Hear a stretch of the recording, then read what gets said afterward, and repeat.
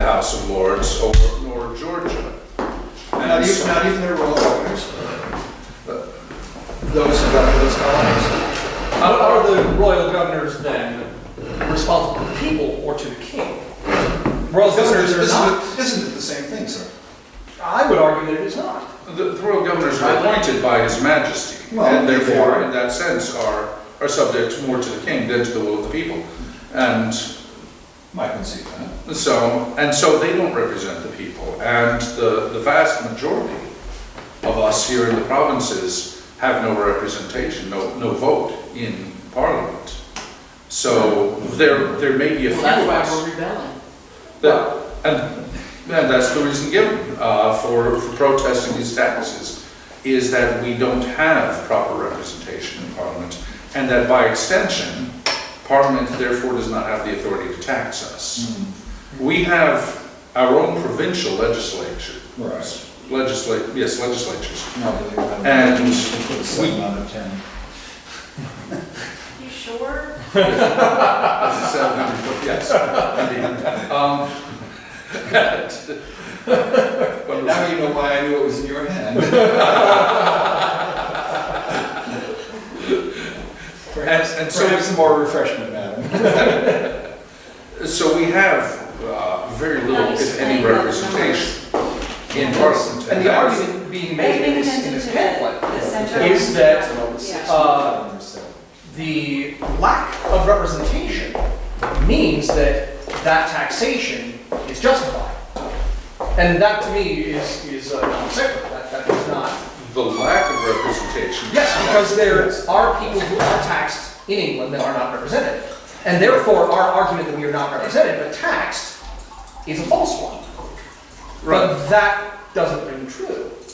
Simply because there's been a practice does not make that practice justified. No, it does not. Yeah, it was wrong. And the argument, as I've said, given usually is virtual representation. And one can argue that the Manchester shopkeeper or the leaseholder has the virtual representation. We don't even have that. Oh, And that's of course the we do. argument. How do we have? How? There are no votes for any person in the colonies. Oh. If there is, You it's should say that because because he's British. We are all British. Trying to be American. The fundamental idea is that the colonies are not England. They make money for England, for the crown, for all of us. The economic availabilities here more than make up for some imagined franchise that you would not have anywhere else. We are revolting against the established authority. So you're saying then that because we are not in England, we stop being British. Not at all. What I'm saying is you get something when you give something. They were very loyal. For indeed, we do not have direct representation in Parliament. Most Englishmen do not. Yet here, I own property. That's kind of like what So why then would I need a vote in Parliament? Until You don't need a vote in Parliament. I vote in Virginia, and I vote for Virginia, and the Virginians are. And that's my point, is that you own property in Virginia, and therefore you have a vote in the House of Burgesses. Indeed. And by extension, you therefore, as a member of the House of Burgesses, Not a member, but if you were. well, Having a vote. At that time. right, having the vote, Food was or scarce. being represented in the House of Burgesses, the House of Burgesses has the authority to tax you, Indeed. or at least to tax your properties in Virginia. And so does the Crown, however. I mean, the Crown owns the colonies, except for, of course, the charters. But the fundamental matter is that I do have representation. It's not in Parliament, it is in Virginia, which is, of course, much closer. It's not 1,000 miles across And the perhaps sea. if then the Virginia legislature that you voted for had some say in the taxes that were being levied, that would be a valid argument. And that's the point, is that you're represented in the House of Burgesses. The House of Burgesses, which is physically present in Virginia, which understands the particulars of Virginia society and the needs of Virginia, therefore is better suited to tax Virginia. Wasn't Washington elected House of Burgesses? No. Oh, man. Yes, he does have a seat in the House of Burgesses, and hopefully he will stay there.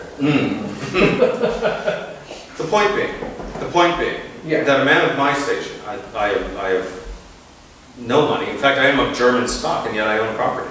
And for that matter, and for that privilege, I have given up the idea that I need a representative in Parliament. I have not had any, no misfortune has befallen me by having no representative in Parliament. Not as yet. And if it were It's merely still early. some quabble over the constitutionality of representation and trifling taxes, if that alone were the argument, then perhaps everyone could see the point. But the Crown has gone far beyond mere taxation In what way? in their usurpations of our liberties. What liberties have you lost?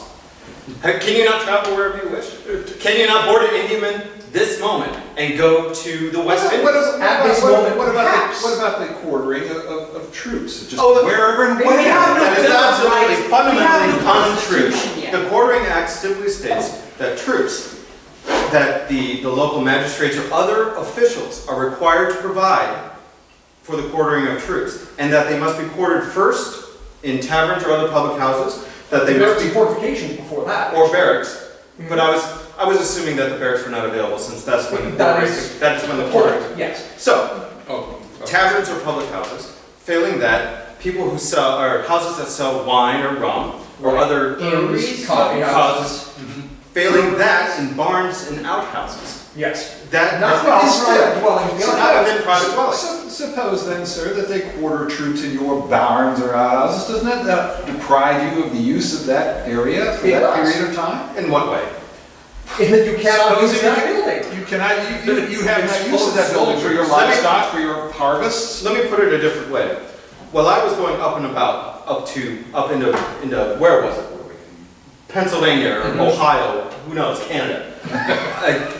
Everywhere. We were everywhere.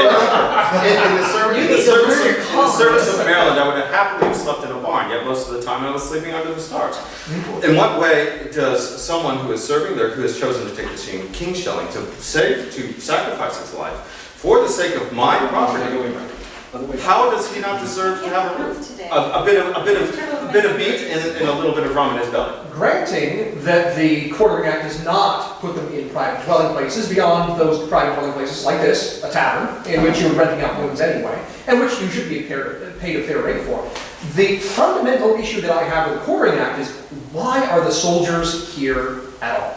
Well, Yes. Do you not remember- Are we expecting hostilities in well, Boston? I can understand as a man who Are the Spanish going to invade? for a war only Are they less than 2 planning decades to ago. invade the Massachusetts And colony? that war, I shall remind you, ended Perhaps with the Dutch the want to take expulsion New York of the Spanish and the Oh, French yeah. from the I can see that entire very well. continent, I can see how. as far as we could practically move and settle. Well, Beyond be that as it Beyond the Ohio country, Be that there as- is no immediate or imminent threat of invasion. Well, be that as it And may. yet, And- this is the highest number of peacetime soldiers that this continent has ever seen. Indeed, but the rabble-rousers such as yourself have made it necessary. So you're saying then that a standing army is necessary to suppress the political dissent of its own people? Presses have not been destroyed. You can still print your pamphlets. You can still go about and espouse these frankly Unless they're verging on political. seditious ideas. Now, here's the other part. In order to ensure the peace, you must prepare for war. A large standing army does, in fact, create a deterrent. Should France create itself another large navy, it could sail across the Atlantic and invade again. And Perhaps with sympathizers in Canada. And yet, you'll remember that we, Americans, did actually mobilize and meet with some success in the last war. I was there, sir. Yes, and the war before that, it was all Americans that conquered Louisville. Oh, yeah, that conquered the one city, but it was in the last war, there were a good number of British regulars. Oh, I'll not deny that the British regulars did. And their- British regulars cost money. Ships Yes, cost they do. money. And we could save a lot of that money by releasing many of those soldiers from their service, as we have done for wars immemorial. So what happens then when the next war comes? Do you have to go and scrounge up soldiers Well, again? I can- Empty I can bowls? say We that. did prisoners? We did it the last war. Well, We did I the was a war volunteer, before. sir. There will be other volunteers. Yeah. So, suppose though, that these natives, these savages on the frontiers, decide again to rage ravage amongst our settlers in the western parts of these colonies, the time it would take to bring troops from England to Recruit them suppress- first. Recruit them first. And and then recruit them, transport. but you're talking now 12 months, whereas troops here, stationed in forts and garrisons as they properly should be. And which they normally are. When they are properly, once the quartering act is an emergency situation, first and foremost. And secondly, we build forts for a reason, to house troops, for the common defense. And is there a current emergency then?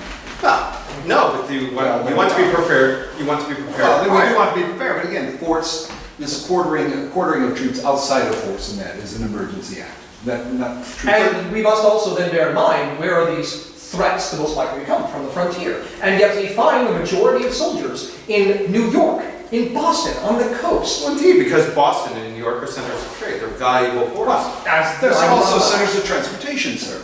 Well, that is. I mean, if you station troops in Fort Frederick, how are they to get someplace quickly?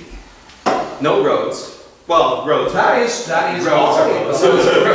Would that not then Yes. further justify having them those roads. outside of the cities and where they're most likely to be engaged?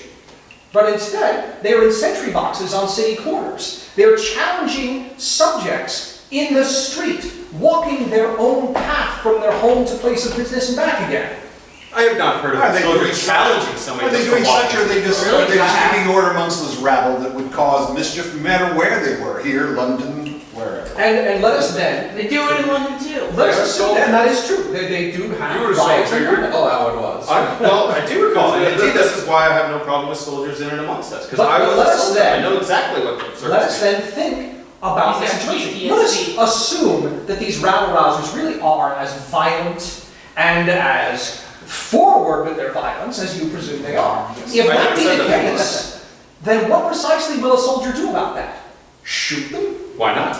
Would that not merely add flame to the fire? Go, soldier. If the soldier is merely keeping the peace, he is justified in such an act, isn't he, sir?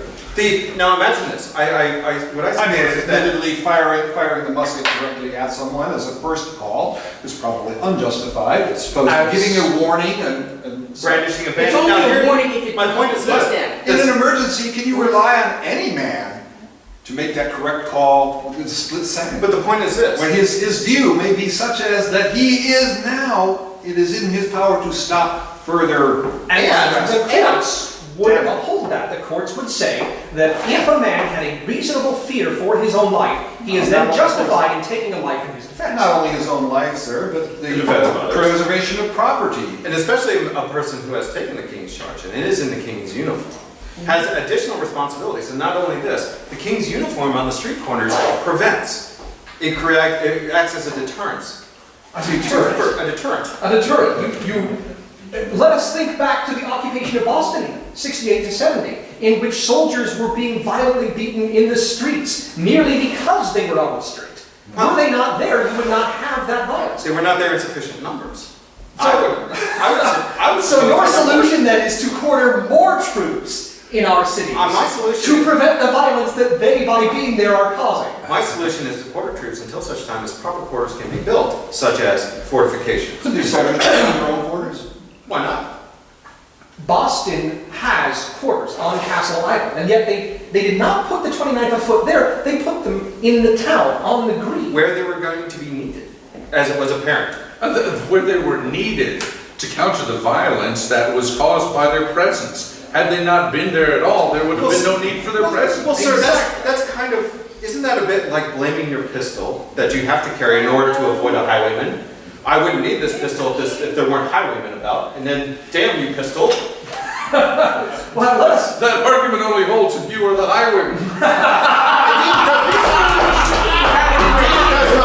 Well said, sir, well said. I'll give you the dig, sir, but however, it does not. Simply because you carry a pistol to avoid a highwayman. It does not mean that the pistol is at fault because there are highwaymen abroad. let us think then of the nature of riotous mobs. The nature of these riotous mobs in Boston is very directed. They attack those people, those objects of people, not even the people themselves by and large, that they perceive to be related to their oppression. Their The government imagined has oppression. What oppression? There is no Well, their oppression. perceived impression. Well, the The perceived, people are sure. starving. But just They're because being it's beaten in the just because it's streets. perceived does not mean it is justified. If there is no oppression, but they perceive one, how then are they justified in any sort of action again that is extra legal? Time immemorial. The riotous mobs, in Boston especially, have always acted out for their political interest. And they have always had it very directed. And yet, they've never called soldiers on those mobs. They've never fired into a mob, as they did at the Boston Massacre. Massacre? Yes, massacre. So, How many British soldiers were killed? Tell me that. huh? How many British soldiers were killed in the Boston Massacre? Fortunately, none. And how many colonists? Oh, 5, 6. The point And being, a child. Well, he was, I would not. Who would say bring a child to a 13 or 14. But, the point being is that the men felt themselves in danger. And there has never been any conclusive proof that it was the officer in charge who gave the order to fire. officer It or was no, the President soldiers Saul. themselves are responsible, and the court found as such. 2 of them were convicted, 2 of them were convicted, but the rest were acquitted. only because they knew that one did not fire and they did not know who it was. And as juries should, they found the guilty innocent in order to spare the innocent. Which brings a good point. You talk about the supposed oppression, yet in Boston we have a court where you can be tried by a jury of your peers. So these redresses have legal means. You can bring legal suit for these supposed oppressions. Why is this not being After done? 6 have been killed, after 6 were shot in the streets of Boston, more than 6 were shot, but 6 were killed. Well, why was there, my point being this, is why was there a mob in the first place? Why was there not legal why did they not use the courts as legal? Let it be said, would you let 6 people die just to save 1? Well, it depends who it is, I suppose. If it were me, I would certainly, I would think so. There you go. If I am the one, certainly. If you're not anywhere near. I imagine I have killed 6 Frenchmen to preserve myself and this family here. But They're French. the court did find, nonetheless, that those soldiers were not in reasonable fear for their life. That they had no legal standing to fire on that crowd. Perhaps. But then Perhaps it's in the decision. but then again, the courts then prevail. The English courts. The English courts which are responsible to the crown. They are the crown's courts. So Then perhaps English law then prevailed. Yes, it is. I deplore any violence against unarmed civilians. However, I cannot With believe these, in fact, unarmed. I mean, if they were unarmed. Very bad speaking. Maybe they're being trained. Casting of By their objects at masters. soldiers would not count as. Well, we could get into a long debate what constitutes an arm and what constitutes putting a soldier in fear of his life. But the point being is that the courts then worked, as it were. The crown courts did work. Now, as you say, a tragedy to be sure. But the courts then did work. The crown courts, English law. You would have us fling away English law because you have not suffered at all. You, my dear sir, do not appear to be suffering in any way. What oppression? It might not be him, but there are where are these certain people supposed- in the general public that is. Where are these supposed suffering. bonds that you wear? these oppressions are in the north. And that does not mean that they cannot move. If one colony can be oppressed under the usurpations of our liberty, any of the colonies can. What liberties have been usurped? People can travel, people can earn money, people may go You're about not their getting the business. right Illegitimate taxation is an usurpation. As we have addressed. All these things The are quartering of troops among our people without their consent is an usurpation. But it was with the local magistrates' responsibility. It before doesn't those matter, things. they have to tell them that, they have to tell the civilians what they're doing. If They they do. don't know what they're And in doing, fact- it could be a massacre. In fact, the officers are required to inform the magistrates ahead of time in writing. Being true. With your. And at any time, if that is not conducted, the magistrates can then use the courts or make an appeal to the commander-in-chief. It doesn't matter if they're telling the magistrates. If they're not telling the general public, then they don't know what they're doing, and that can lead to another oppression. But the general public is not going to be oppressed. By the general public is not going to be oppressed by the quartering of troops in taverns and bars. Then let us move on to a more explicit oppression, that of the pressing of American sailors. Well, they're The Englishmen. The 6th of Anne explicitly stated that the American colonies were to be exempt from impressment. And yet still, these sailors come along and kidnap our My mariners. understanding is that they were sailors in the Royal Navy who had fled. It can be any man who uses the sea, provided that they don't have parliamentary protections. No, my Sometimes understanding is that legal these were sailors who had been read into the Royal Navy who then fled who in cowardly manners fled their ships. And in truth, I am sure that there are deserters amongst our merchant fleets. But it is not just the deserters, it is any man, any citizen of Britain who uses the sea. Indeed. Okay, so there is legal redress. One can take suit for the Admiralty Court. But the point being that there was an act of parliament which exempted the American colonies, American sailors from And it. indeed, now- there is a legal mechanism for that Legal redress. recourse is merely theoretical. How? If you were a seaman who has been impressed into the Royal Navy, you were under the absolute godlike authority of your captain to even bring to his attention to your case can have you hanged for mutiny. And It's let us- not- well, you it's would not start quite- the Quite riot. so, Jim. If they present it in a manner of, saying, while I'm here, I will continue to serve, but here is my case. And he's not denying the authority of his captain over him at that particular time. He's denying, Yes. he's saying, I have a grounds for which I can argue that my presence here is in fact illegal. Illegal. And he has documentation. However, again, Now, having served